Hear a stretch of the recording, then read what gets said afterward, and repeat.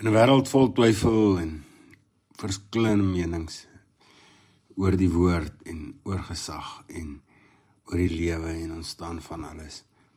Wie kan ons werklik vertrou? Ons het hierdie lading van inligting. Maar wat is waar? Wie het werklik gesag? In Lukas 20 word Jesus se gesag uitgedaag.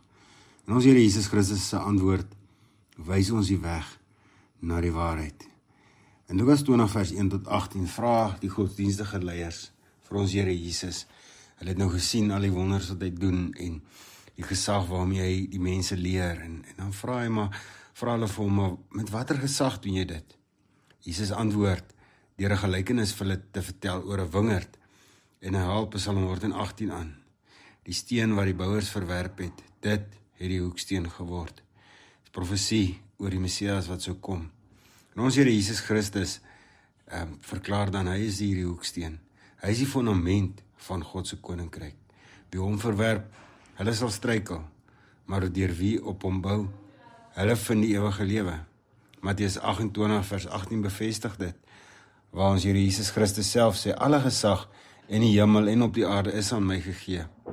Hy is nie net 'n leraar nie, maar hy is die Here, die God van alles. Ons wêreld bevraagteken ons Here Jesus se gesag vandag nog. Mense bou hulle lewe op geld, roem of eie krag, maar die Bybel waarsku, sonder Jesus as jou fundament sal alles wankel. Jesaja 28 vers 16 sê, ek lê in Sion 'n steen, 'n beproefde hoeksteen. Jesus is daardie rots waarop ons kan staan. Wat beteken dit vir jou? Vra jouself af, waarop bou ek my lewe? Is Jesus jou hoeksteen? Lees Lukas 20 vers 1 tot 18 en bid vir wysheid om hom eerste te stel.